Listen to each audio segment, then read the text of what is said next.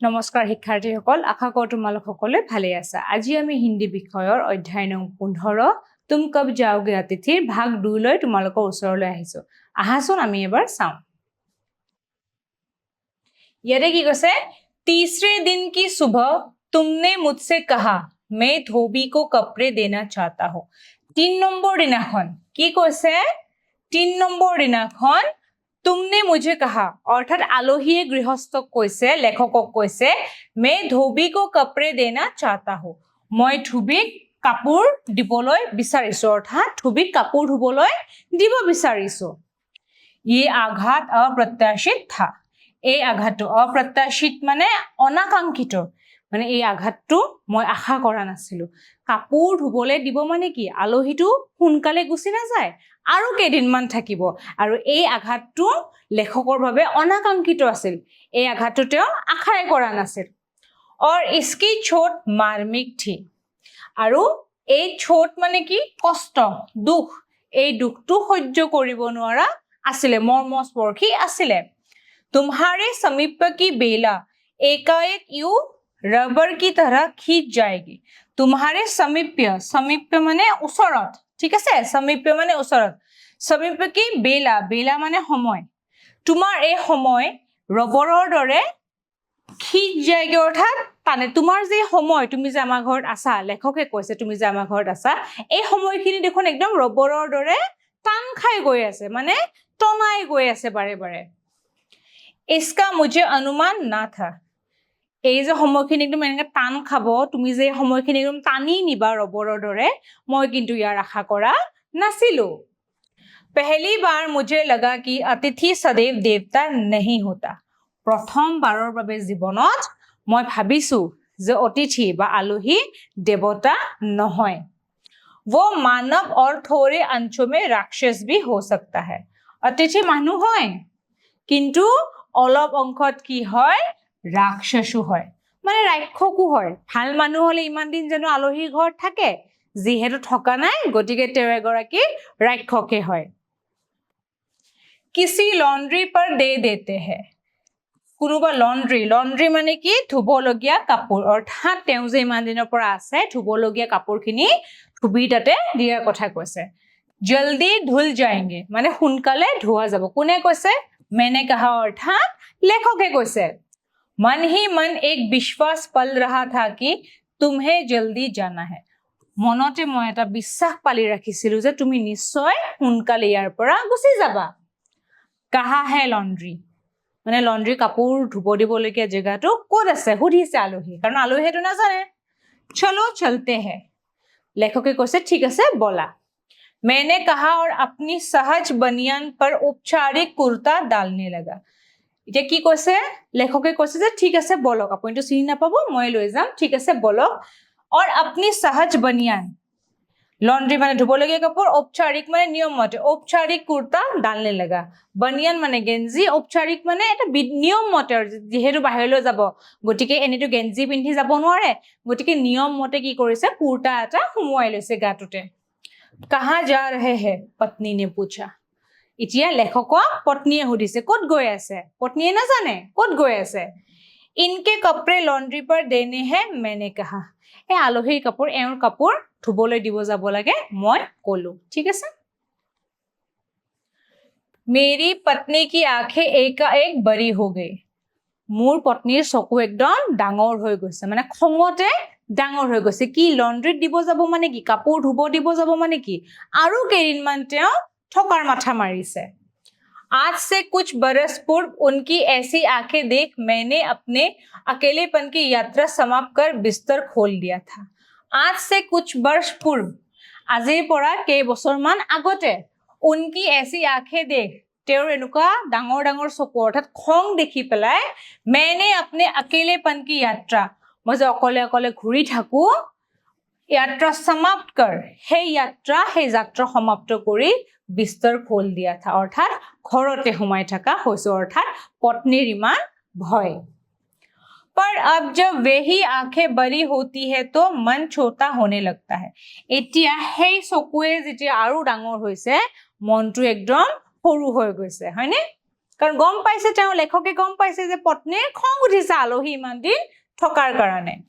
वे इस आशंका और भय से बरी हुई थी कि अतिथि अधिक दिनों तक ठहरेगा এটা পত্নীৰ চকু কিয় ডাঙৰ হৈছিল আশংকা আৰু ভয়ত কিহৰ কাৰণে যে আলহী আৰু অধিক দিনলৈ নিশ্চয় ঘৰতে থাকিব और आशंका निर्मूल नहीं थी निर्मूल মানে এনে হিপাবিহীন অৰ্থাৎ এই আশংকাটো ইয়াত কি অৰ্থত বুজাইছে যে এই আশংকাটো এটা নিৰ্দিষ্ট কাৰণ আছে এনেই হোৱা নাই এই আশংকাটো ঠিক আছে अतिथि तुम जा नहीं रहे अतिथि তুমি যোৱাই নাই এইটো এটা মূল কাৰণ लॉन्ड्री पर दिए कपड़े धुलकर आ गए और तुम यही हो এতিয়া ধুবলৈ দিয়া কাপোৰখিনিও ঘূৰি আহিলে কিন্তু আলহী ঘৰতে সোমাই আছে तुम्हारे भरकम शरीर से सलवटे परी चादर बदली जा चुकी মানে তোমাৰ একদম ভাৰী ভৰকম মানে কি হয় একদম ভাৰী শৰীৰ ঠিক আছে ভাৰী শৰীৰ से सलवटे परी चादर যে সলৱতে মানে ভাজ লগা যেতিয়া আমি হু তেতিয়া কি হয় বিছনা চাদৰখনত কি হয় ভাজ লাগে হয় না বিছনা চাদৰখন ভাজ লাগে মই সদায় দেখি আহিছো तुम्हारे भरकम शरीर से सलवते परी चादर মানে বিছনা চাদৰ বদলি जा चुकी তোমাৰ হে ভাজ লগা বিছনা চাদৰখনো হলনি কৰি দিয়া হৈছে और तुम यही हो किंतु তুমি এতিয়াও ইয়াতে আছা तुम्हें देखकर फूट पड़ने वाली मुस्कुराहट धीरे-धीरे फीकी पड़कर अब लुप्त हो गई है এটা তোমাক দেখি একদম আমি যেটা হাঁহি দিছিলো হে হাঁহিটো এতিয়া লাহে লাহে ফিকি মানে হেতা পৰিছে সো ফিকি মানে হেতা পৰা তোমাকে দেখি পেলাই যেটা আমি হাঁহি দিছিলো এটা মনত ভাল লাগিছিল আলহী অহা কাৰণে হেই কি কৰিছে হেই এটা হাঁহিটো ফিকি অৰ্থাৎ হেতা পৰি গৈছে अब लुप्त हो गई है এতিয়া একেবাৰে নাইকিয়া হৈ গৈছে ঠিক আছে ठहाकों के रंगीन गुब्बारे जो कल तक इस कमरे के आकाश में उड़ते थे ठहाको माने हाही ठीक আছে হাঁহি এতিয়া এই ৰুমটোত এই কোঠাটোত হাঁহিখিনি যেতিয়া কি এটা আৱাজ আহিছিল এটা ধ্বনি আহিছিল খুব হাঁহি খিকিন্দালি কৰিছিল সেই অৰ্থত কৈছে আব দিখাই नहीं पड़ते আগতে কি গুটে হাঁহি খিকিন্দালিৰে কোঠাটো ভৰি থাকিছিল এতিয়া তেনেকুৱা একো নহয় बातचीत की उछलती हुई गेंद चर्चा के क्षेत्र से सभी कोनलों से टप्पे खाकर फिर सेंटर में आकर चुप पड़ी थी माने याते কৈছে ইয়াৰ অৰ্থটো কৈছে যে আগতে আমি কথা কথা পাতিছিলো আমি কিন্তু এতিয়া সকলোখিনি কি হৈছে মৌন হৈ গৈছে সকলো চুপ হৈ গৈছে अब इसे ना तुम हिला रहे हो ना मैं এতিয়া না তুমি কথা পাতিছা না মই এতিয়া আমি কোনো কথা পাতা না এটা সন্নাটা একদম কি হেৰখেৰিয়া পৰিবেশ এটা হৈ গৈছে मैं उपन्यास पढ़ रहा हूं और तुम फिल्मी पत्रिका के पन्ने पलट रहे हो लेखके কৈছে যে মই উপন্যাস পঢ়ি আছো আৰু তুমি সিনেমাৰ পত্ৰিকা সিনেমা সম্বন্ধীয় পত্ৰিকা বা ম্যাগাজিন পঢ়ি আলোচনী পঢ়ি তুমি আছা शब्दों का लेन-देन मिट गया और चर्चा के विषय चुप गए এতিয়া শব্দৰ লেনদেনো মানে মিট গয়া মানে নুহুৱা হৈ গল কি কথা পাতিব ইমান দিনৰ পৰা আলহীটো আছে সদায়নৰ কি কথা পাতি থাকিব গটিকে এতিয়া শব্দও কমি গৈছে কথা বাৰ্তা কমি গৈছে যোগাযোগ কমি গৈছে परिवार बच्चे नौकरी फिल्म राजनीति रिश्तेदारी तबादले पुराने दोस्त परिवार नियोजन महंगाई साहित्य और यहाँ तक कि आंख मार मार कर हमने पुरानी प्रेमिकाओं का भी जिक्र कर लिया और अब एक चुप्पी है এতিয়া কি হৈছে পৰিয়ালৰ কথা শিশুৰ কথা চাকৰিৰ কথা সিনেমা ৰাজনীতি रिश्तेदारी माने आत्मीय स्वजনৰ কথা तबादले माने বদলীকৰণৰ কথা চাকৰিৰ কথা বদলীকৰণৰ কথা পুৰানে दोस्त পুৰণা বন্ধু বান্ধৱী সকলৰ কথা পৰিবাৰ নিয়োজনৰ কথা महंगाई অৰ্থাৎ দাম কিমান বাঢ়িছে বিভিন্ন ধৰণৰ কথা সাহিত্য আৰু কি यहाँ तक आंख मार मार कर पुरानी प्रेमिकाओं को কথা এতিয়া মানে বিভিন্ন ধৰণৰ যিমান কথা পাতিবলগীয়া আছিল যিমান বিষয়ত কথা পাতিবলগীয়া আছিল সকলো বিষয় এতিয়া শেষ হয় সকলোৰে আমি কথা পাতিয়ে ৰৈছো এতিয়া আৰু পাতিবলগীয়া কথা নাই सौहार्द अब सने सने बोरियत में रूपांतरित हो रहा है এতিয়া सौहार्द মানে সম্প্ৰীতি ঠিক আছে सौहार्द মানে সম্প্ৰীতি মানে ভাল ভাব এতিয়া ভাল ভাবটো লাহে লাহে লাহে লাহে बोरियत মানে আমনিদায়ক এটা ভাল ভাবটো লাহে লাহে আমনিদায়ক হৈ পৰিছে কাৰণ তুমি অতদিনে ইয়াৰ পৰা যোৱাই নাই भावनाएं गालियों का स्वरूप ग्रहण कर रही है इतिया भावनाবোৰ চিন্তাধাৰাবোৰ গালিলৈ পৰিৱৰ্তিত হৈ আছে লাহে লাহে কি হয় বেছি দিন বহুত মানুহ থাকিলে কি হয় অশান্তি লাগি যায় গালি দিব মন যায় কেতিয়াবা নহয় নে गाली का स्वरूप ग्रहण कर रही है पर तुम जा नहीं रहे এতিয়া মানে লাহে লাহে আৰু একদম লেখকৰ বিৰাট খং উঠিছে আৰু কিন্তু অতিথি বা আলহী এতিয়ালৈকে যোৱাৰ নামেই নলয় किस अदृश्य गुण से तुम्हारा व्यक्तित्व यहाँ चिपक गया है गुण माने কি আঠা কি একদম অদৃশ্য কি দেখা নোপোৱা আঠাৰে একদম তোমাৰ ব্যক্তিত্ব দিয়ে আমাৰ এটা আঠা লাগি ধৰিছে যে তুমি যোৱাৰ নামেই নুলুৱা এনেকে আঠা লাগি ধৰিছা নে তুমি मैं इस भेद को सपरिवार नहीं समझ पा रहा हूं মই এই বস্তুখিনি সপৰিয়ালে মই বুজিবই পৰা নাই যে তোমাক ইয়াতে কিহে ৰখাই থৈ দিছে কোনটো আঠায়ে তোমাক ইয়াতে চিপকাই থৈ দিছে অৰ্থাৎ ৰখাই থৈ দিছে যাৰ কাৰণে তুমি যাব পৰা নাই ইয়াৰ পৰা बार बार ये प्रश्न उठ रहा है तुम कब जाओगे अतिथि बारे बारे একেটাই প্ৰশ্ন উঠি আছে বা মই কৰি আছো तुम कब जाओगे अतिथि তুমি কেতিয়া যাবা বাৰে বাৰে মই একেটাই প্ৰশ্ন কৰি আছো তুমি কেতিয়া যাবা कल पत्नी ने धीरे से पूछा था এতিয়া কালি মানে পত্নীয়ে লাহেকে সুধিছিলে कब तक टिकेंगे ये टिकेंगे माने स्थायी हुआ माने থকা মানে कब तक टिकेंगे ये कि তেওঁ কেতিয়ালৈকে ইয়াত থাকিব পত্নীটো খঙে উঠি আছে তেওঁ কেতিয়ালৈ ইয়াত থাকিব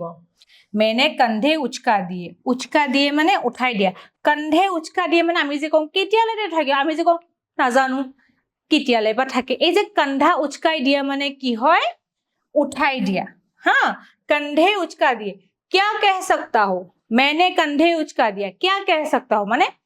কি কব পাৰিম এনেকে যে কয় সেই অৰ্থত কৈছে मैं तो आज खिचड़ी बना रही हूं এতিয়া একদম গৰিমা পূৰ্বক লাঞ্চ হৈ গল ডিনাৰ হৈ গল এতিয়া তেওঁলোকে কলে আহিলে খিচাৰিলে আহিলে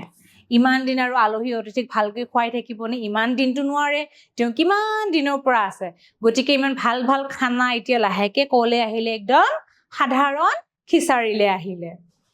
हल्की रहेगी बनाओ এতিয়া তেওঁ পত্নীয়ে কৈছে যে অলপ পাতল হ'ব